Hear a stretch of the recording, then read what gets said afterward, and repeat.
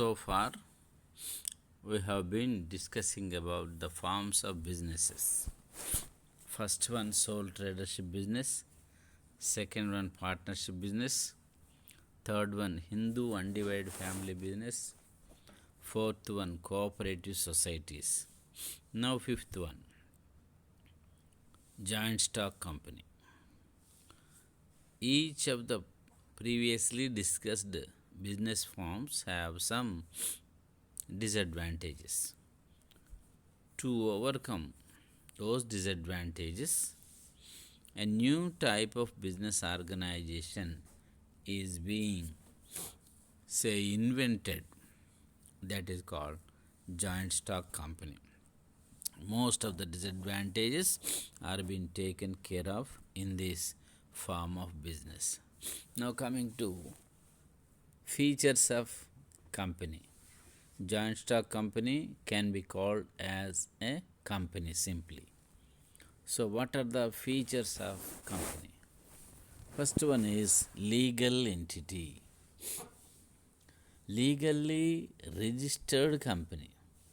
Unless a company is registered, it cannot be called as a company. So, by its registration number, registered name, it is a legal entity.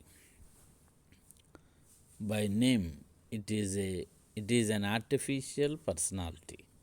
It has its own separate legal entity, different from its owners. The company can be a separate legal entity. Say, for example,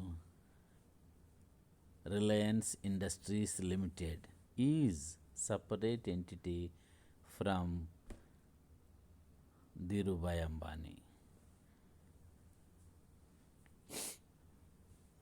Anil Ambani, they are the owners, but the company is different separate entity by its registration. Next, coming to separate entity. Separate entity means it has its own entity, its own name, its own personality. The company physically may be a building or an industrial set of machinery, but as per law, it is a separate entity. A motorcycle is a separate entity by its registration number. A car is a separate entity by its registration number. In the same way, a company by its registered name is a separate entity and separate from its owners. Third important feature is limited liability. In all previously discussed businesses except cooperative societies, all other businesses have unlimited liability. Here, limited liability is the important and attractive feature in the company. In fact, a company in its name itself is showing the limited liability. For example, Infosys Limited, Tata Communications Limited. The word limited shows the limited liability. As maximum paid up capital, a shareholder pays sum of as per his capacity. The liability is limited to the paid up capital only. Next, permanency. The company is comparatively permanent. Once the company is established, it cannot be closed so easily. There is no such history of closing a company as of now. So, hence we can say the form of company is a permanent form. Permanency is the important feature. Men may come and go. The shareholders may buy shares and become owners of the company, and if necessary they can sell their shares and become independent, but the company is permanent. Next important and best feature is transferability of shares. Shares can be sold by the shareholders whenever they want money. They can sell their shares in the share market and get money immediately. So, transferability, saleability, or liquidity, we can say, is very high in the in case of equity shares or company shares. Coming to next feature, number of members. There is a good feature in private company. As per the revised company law, 200 members is the maximum. 2 members is minimum, 200 members is the maximum number in a private company. Earlier it was 50, but as per the new Companies Act 2013, the maximum number of shareholders in a private company is raised to 200, and there is no upper cap on public limited company members. So, as many members they want, they can be members of the company. Next, coming to official seal. Every company is having official seal.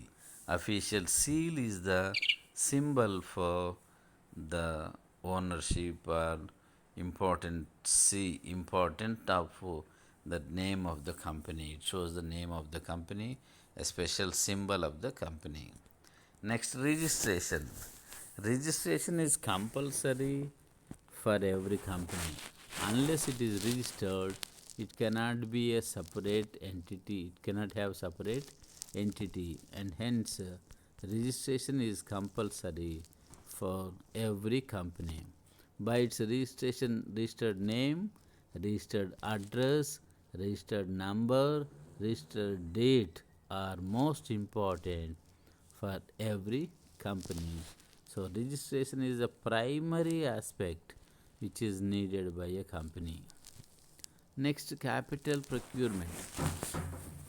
The capital can be procured in the form of shares. The total capital of the company can be divided into smaller parts, and each smaller part is called a share.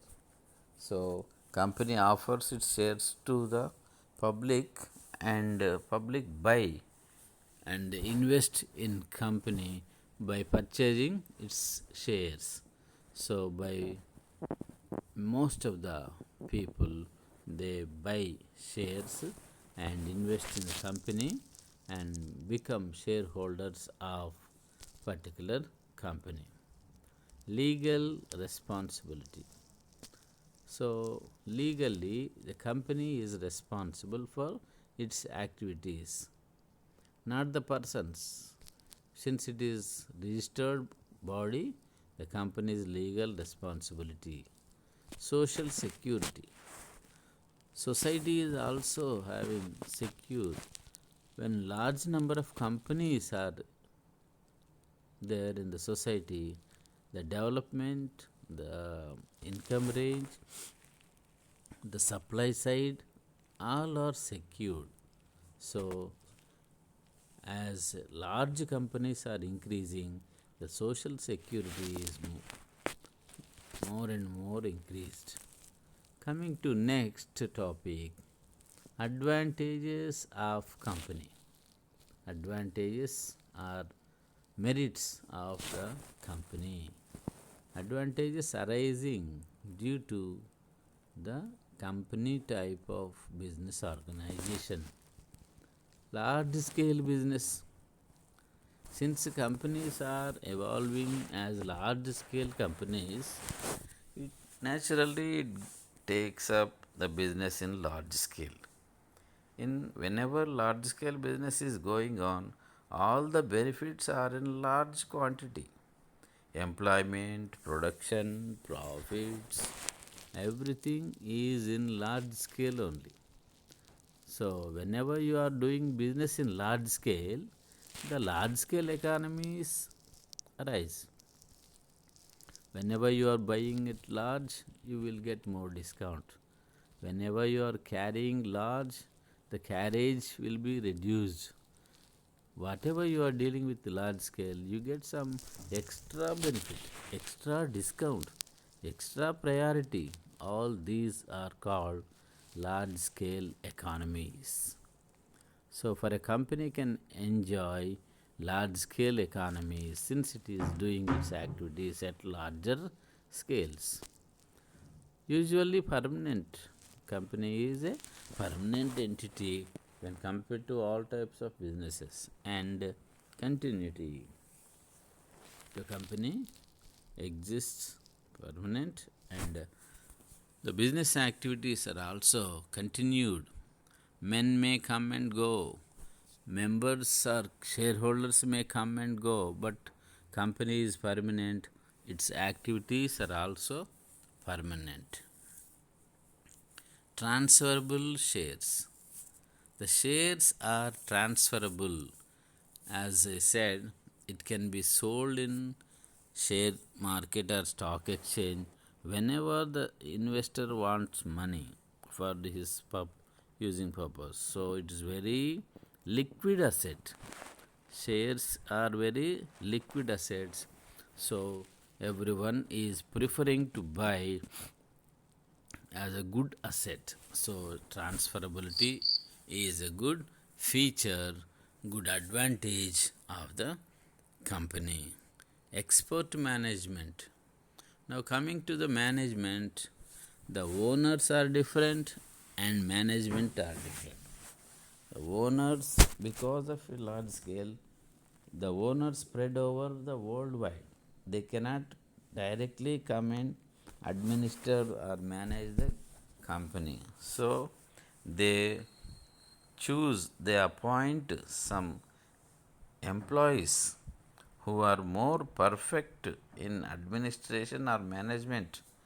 The highly qualified, highly expertise managers are appointed for the purpose. The management is more expertise in managing the issues. Hence, management is perfectly expert. Next, coming to democratic type of administration.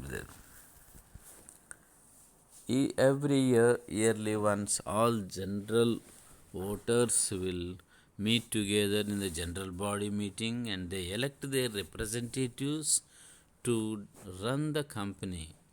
So the election procedure will be based on democratic type of election are running.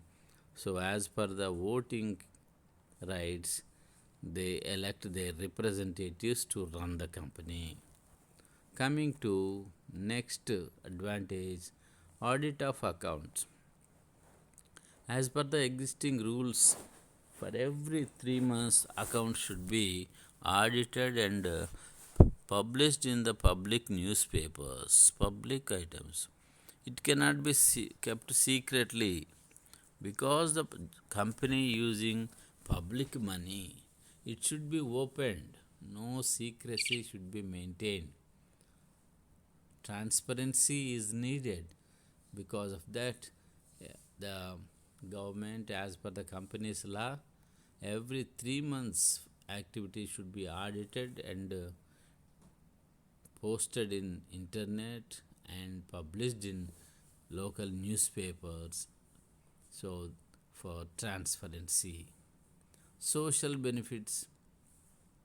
Since the company is in large scale, if a company is established, some employment, some production, some economic activity, some allied services improvement, health and other service also improvement, transportation, road facility, water facility, power supply, residential facility, all these are improved in the under the social benefits if a company is established.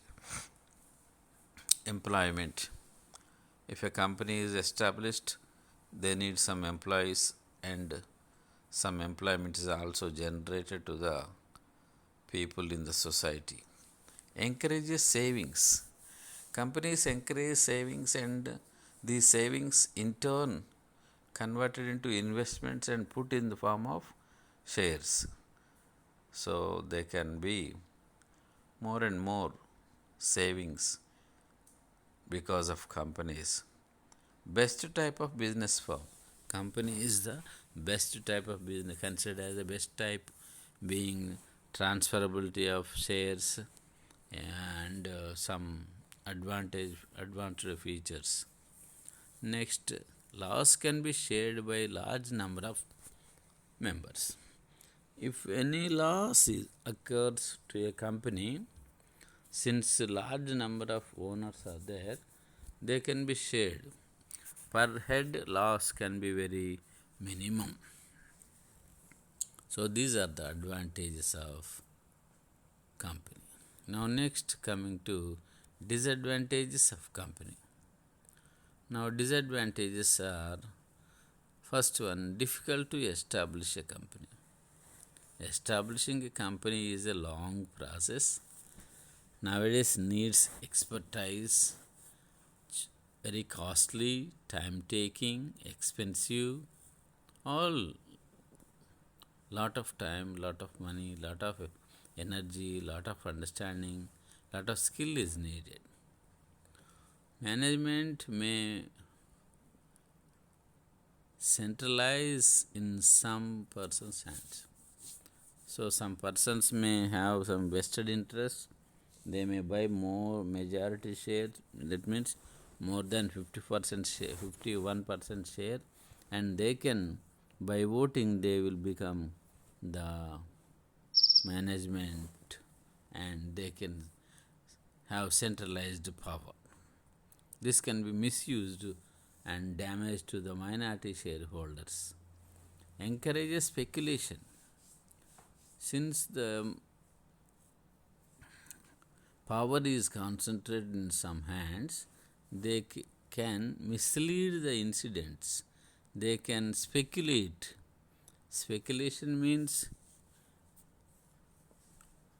misunderstanding regarding the share prices, some false image, creating some false image, creating some wrong news which is not true.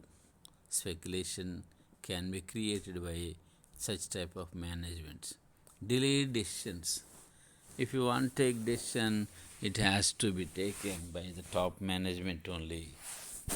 So if the basic need is there, the decision may be very delayed. It cannot be taken as fast as sole tradership or partnership firm. Next, government control. The government control is there on the company also. Company should run as per the Companies Act 2013. Previously it was 1956, but after revised Companies Act 2013, all the companies should work work as per the government law, Indian Companies Act 2013. Social evils. If an economic activity is concentrated in a particular area, most of the social evils reach there, and they will create some nuisance, damage to the society around the company also. With these features of company, advantages of company, disadvantages of company, we discussed so far the fifth type of business organization. First one is, we have to understand why all these business types of coming, to overcome the demerits of other business organizations. First one is sole tradership. Second one is partnership business. Third one is Hindu undivided family. Fourth one cooperative societies. And now fifth one joint stock company or company. So these are the five major types of business organizations which can be established. All these business types are presently exist in this Indian society. Each of them are having advantages and disadvantages. So one should be careful when it is called as disadvantage and converting the disadvantages into advantages and reducing the disadvantage effect also is good thing, and they can all be run perfectly by taking care of their negative angle. So all these five types of business organizations are being run in Indian economy, and so each one are having advantages, each one are having some disadvantages. One should not give more priority to disadvantages. One should not give more priority to advantages. That there are different aspects to be looked into what type of business organization to be selected if you want to start a business. So we discussed in the first chapter only initial stages, those important points to be looked into. So one must taken care of what type of business organization is to be started. With this I conclude the features of company. Thank you.